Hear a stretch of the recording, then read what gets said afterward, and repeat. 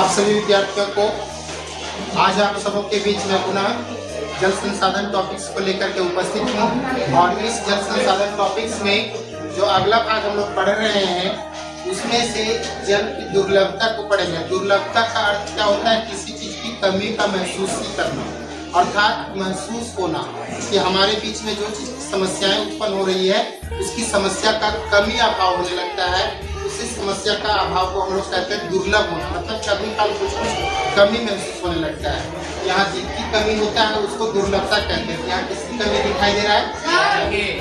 तो जल की दुर्लभता कहलाएगा। अर्थात पृथ्वी पर उपयोगी जल जो हम लोग के लिए उपयोगी पानी था, इसका हम लोग उपयोग करते हैं, कितना जल का उपयोग कर रहे हैं तो उपयोगी जल कितना 2.5%, ठीक है। लेकिन उपयोग मात्र कर रहे हैं 0.5% से लगभग 0.5% के लगभग। इस उपयोगी जल का अधिक से अधिक क्या करना? दुरुपयोग करना, मतलब उपयोग करने को छोड़ करके दूसरे कार्यों में हम उस पानी को क्या करने लगते हैं? दुरुपयोग करने लगते हैं। जितना जरूरत है उससे कहीं ज्यादा बर्बाद करने लगते हैं, उसको कहा जाता है दुरुपयोग करना, ठीक है।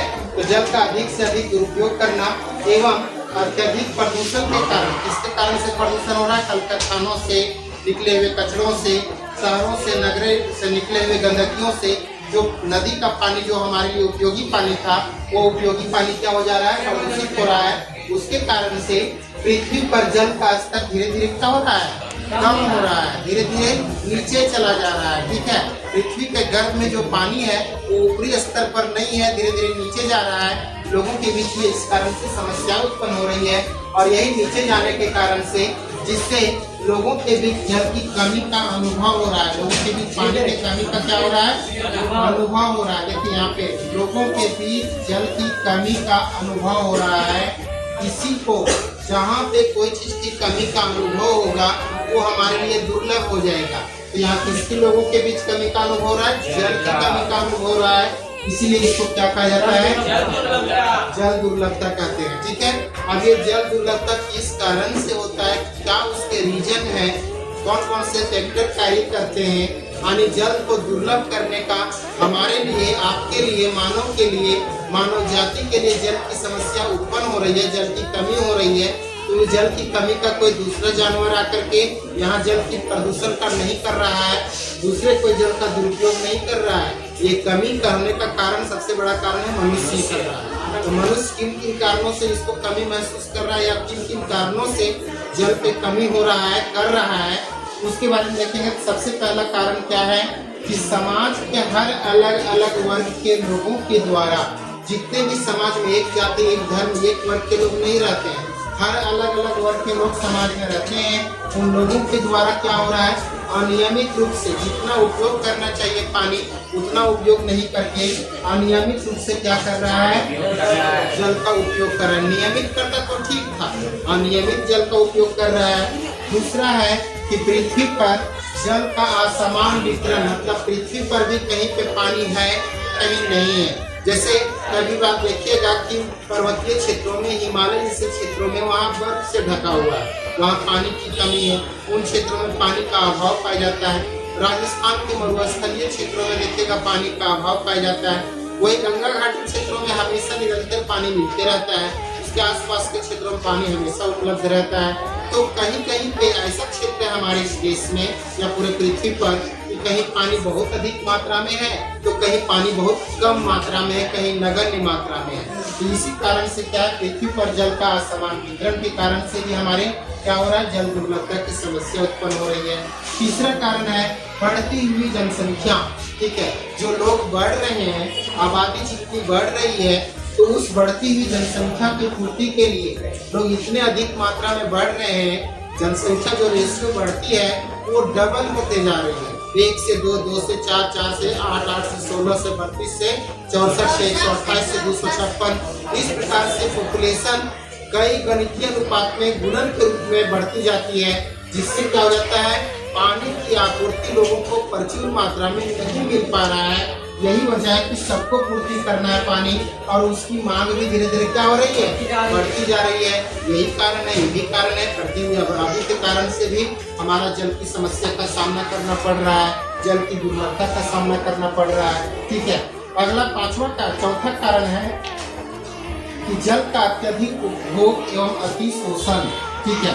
ज्यादा से ज्यादा उपभोग करना पानी का, और अतिशोषण मतलब नुकसान करना, जितनी जरूरत हो उससे कहीं ज्यादा नुकसान भी कर देता है पानी का।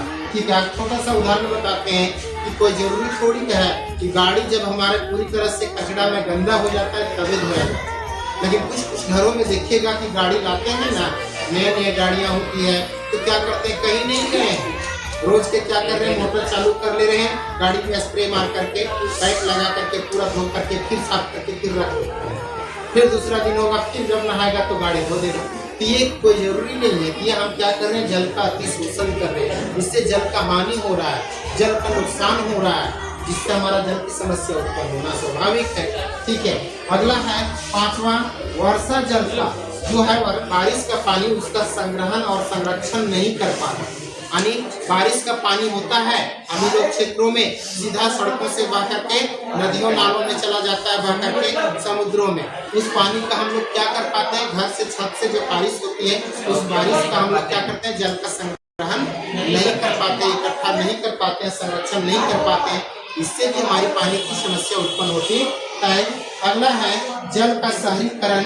ठीक है, नगरीकरण, जो शहर बना, नगर बने, औद्योगिकीकरण के कारणों से, और भी कारण है रासायनिक खेती करने में, रासायनिक उर्वरकों का छिड़काव करने से, कीटनाशक दवाओं का छिड़काव करने से हमारा जो पीने योग्य पानी था, हमारा जो उपयोगी पानी था, खाना बनाने वाला पानी था, नहाने वाला पानी था, उन पानी का क्या कर रहा है, दवाओं के प्रयोग से अधिक मात्रा में जल का प्रदूषण हो रहा है। निश्चित रूप से जल का प्रदूषण होगा तो हमारी जल की समस्या उत्पन्न होगी और जल की दुर्लभता का सामना करना पड़ेगा। ठीक है, और लास्ट है कि लोगों को जागरूक करने का अभाव है। आज हम सभी लोग जल का संरक्षण करने के लिए अगर सीख जाएंगे अगला भाग में, ठीक है, तो उससे क्या होगा, जल का संरक्षण करने के तरीके को अपना सीखे, लेकिन ना हम खुद अपना पा रहे हैं ना लोगों को बता पा रहे हैं। तो कोशिश होनी चाहिए कि अगर आज ये चैप्टर हमारे बीच में रखा है 10th क्लास में, हम लोग अगर जल का कोई दुर्लभता की समस्याओं का देख रहे हैं तो इसे कोशिश करना है, जल का संग्रहण करने के भी तरीका को ढूंढना है, जल का संरक्षण करने के भी तरीका को ढूंढना है, और इन तरीकों को जो बताया जाएगा आगे भाग में उससे लोगों को भी जागरूक करना है, ताकि हम सभी लोग मिलकर के जल का समस्या दूर कर सकें, जल का संग्रहण कर सकें और जल की दुर्लभता की समस्या को दूर किया जा सके, जल की कमी की समस्या को दूर किया जा सके। इस प्रकार से आज का टॉपिक्स जो था वो जल दुर्लभता वो समाप्त होती है। आप सबको बहुत बहुत धन्यवाद।